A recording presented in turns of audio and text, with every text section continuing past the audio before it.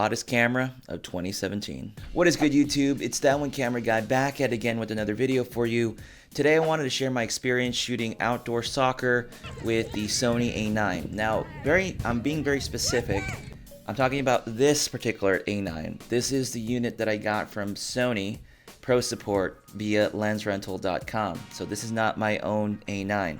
The battery grip is mine on this actual thing. So on Sunday I went out there. Temperature wise, it started around 87 or so and climbed up to around 90, over 95, maybe 93, 95 degrees at the Bakersfield Sports Village, where there's just a variety of people and teams playing soccer, from young children to teens, high schoolers, all the way up to adults. So I went out there, and my plan was to use the camera exactly how I would normally use it. I wasn't going to try and do anything special or modify the camera in any way or change the way I was shooting, because that wasn't the intent of the test. Now, I did do some tests early on with both Sony A9s in my backyard. So I did do a side-by-side test with both Sony A9s. I wanted to redo the test that I did with the original video. Well, one of them was because when I did one of my tests, I set the camera out on a tub, and people thought, well, because the surface of the tub was hot, that it caused the camera to overheat so quickly, or the overheating indicator to turn on. So what I did was I put both A9s on two identical tripods. I brought them from inside my house and I set them outside. I pretty much set the same exact settings on both cameras, and then I had another camera recording both of the screens uninterrupted. Now, I am going to speed it up in this example. I will try to post a link in the description for an unmodified video of it so you can watch the whole thing if you so choose to. But both cameras ended up overheating. What I did was I did one test where, when I say overheating, I mean the overheating indicator turned on. I did one test where the screen was on like this, and then I did another test where the screen was pushed back. All I would do is when I started the test, I held the shutter button down for 10 seconds on both cameras. Then I left it alone. Here's the thing, when it comes to the actual test, the camera is getting the overheating indicator when you're not even taking pictures and you're not even doing anything with the camera. It's just being idle. In other words, if you just left the camera alone out there by itself, it would eventually overheat and get the indicator on. Now, whether it shuts down is a different story. I did not get the camera to shut down within the 20 to 30 minutes I left it outside. I didn't want to leave it out any longer than that for concern of any serious damage to the camera. So after that, like I mentioned, I went to the soccer park on Sunday because I really wanted to just use the camera how I was using it. Like I mentioned in my last video, I wanted to use the camera and see if it would shut down on me, just using it in a very typical environment that I would find myself in. The folks who are saying that their cameras don't overheat, the only thing I'm going to say is, like I said before, that's a great thing.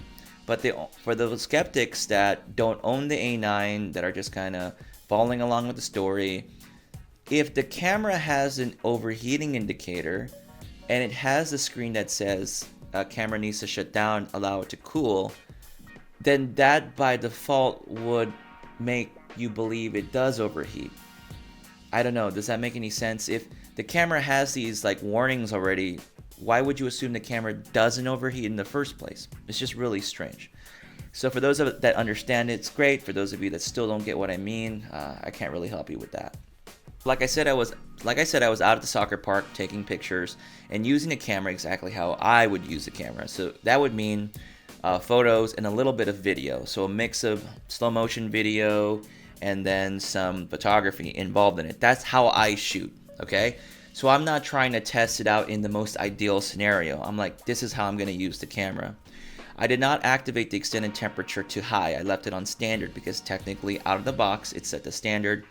And the manual says to use it for video, for like long recordings or continuous recording of video, or if you have it on a tripod.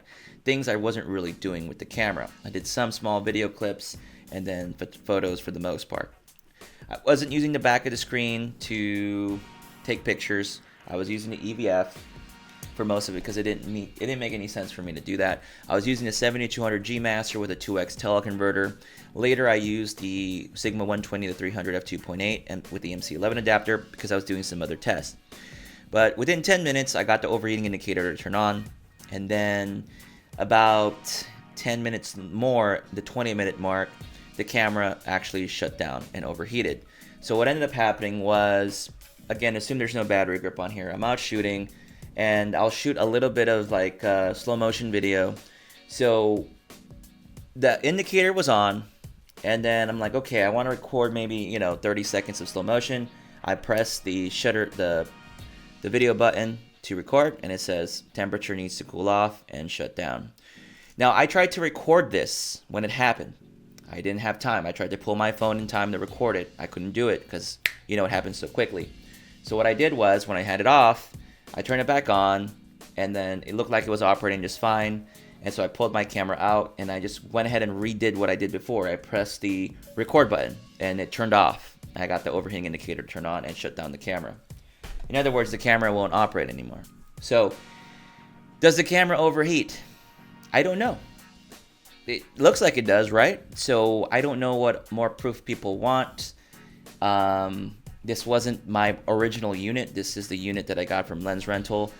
People who aren't satisfied will say, well, both units could be affected, or it could be 1,000 units, and I have to test. But it did shut down on me, and that is the reality of it. Okay, so you can believe it. You don't have to believe it. That's what I dealt with out there. So after that happened, I let it cool I just shut it off for about a minute. Then I brought out the battery grip. I took the battery out, and then I placed that battery into the battery grip, and I I basically mounted this onto here now. Then I continued to shoot with it for the rest of that particular match I was taking photos for. When I was done, so I was shooting that match, the camera worked again. I turned on the extended temperature this time. And then I activated the extended temperature option on the camera. The indicator stayed on throughout the rest of the match. Came on, came off a little bit. But I didn't have any problems from there. I was able to finish shooting the rest of the match. Then, after that was done, I kind of just took a break, maybe 15 minutes or so. And then I walked over to another side of the field where the adults were having their soccer match. And so I went out there, brought out, I took this out of my bag, so I had a chance to kind of rest a little bit. Went and shot with it. Didn't have any overheating indicator turn on, didn't have it shut down or anything. The camera worked just fine. Not a single problem. So, what does that mean? To be perfectly honest, I would just be assuming things at this point. Does it work better if I acclimate the weather? Does it work better when you use the battery grip? Obviously, it's going to work. It's not going to overheat as easily if you have the extended temperature activated. So it could be a number of those things. But I will say that I did use the camera as I was intending to use it for both photos and video when I was shooting soccer for about 30 more minutes at this other field with these other individuals, and I didn't have any problems with the camera. And I even just set the camera down. When I had the Sigma 120 to 300, I had it set up like this. I left it on. While there was even a break, there was like a 10-minute break or a 5-minute break. I left it out there just in the sun. Didn't have a problem. So I have no idea. I have no idea what that means. And you can make your own determination on that. And hopefully Sony can make a statement about the whole situation in the future. Because I would think now you are going to probably want to get a battery grip and activate the extended temperature if you're looking to see yourself working in really hot environments or in direct sunlight a lot with this camera. So for those of you that are on the fence about the Sony A9, as usual, as most people recommend, try to go to a store to try it out. And if you can, rent out the camera and try using it in an environment that you would find yourself in, whether that's weddings, portraits, event shooting, etc. Whatever your environment is, rent it out and try it in that environment. So if it overheats, then it might not be the camera you want to use. If you find it critical to what you're doing, then keep those things in consideration.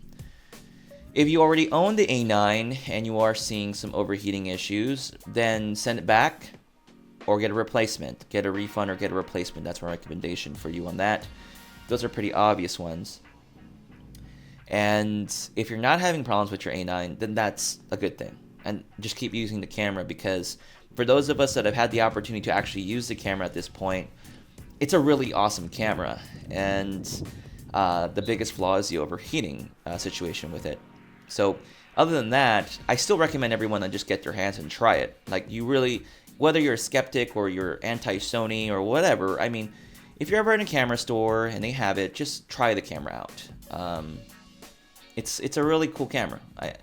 Cool in the sense that not that it overheats, but the technology and it's just phenomenal. And I think you need to be able to see it to appreciate the camera and what it can do. The folks who are always clamoring about, why don't you just go out and shoot photos? Why you keep blabbing about this topic? It's because if you don't address it, Sony's just going to let it slide. And from the looks of it, Sony Alpha Rumors posted a little blog post that Sony is going to add S-Log possibly back into the camera, including hopefully the picture profiles as well. So I clamored about that. I made a big stink eye about that, and others folks did, and it looks like they might bring it back into the Sony A9. So it's always a good thing to speak your mind and to bring up the topics and issues, and if you're just quiet about it on the sideline, nothing is ever going to happen. Again, I do like the Sony products. I've mentioned that already. People call me a Sony fanboy, even though I'm causing them some marketing issues, but I want these problems addressed because I think this camera is a knockout if they can figure out the whole overheating situation. Folks, that's all I got for you in this video. If you found it helpful or informative, give it a thumbs up. If you hate everything and everything else in life, go ahead and give it a thumbs down. And you already know what to do. If you want to watch another video, click over here and subscribe. Click somewhere else on the screen. And with that said, I'm your host, Camera Guy, and I'll catch you on the next video. Bye.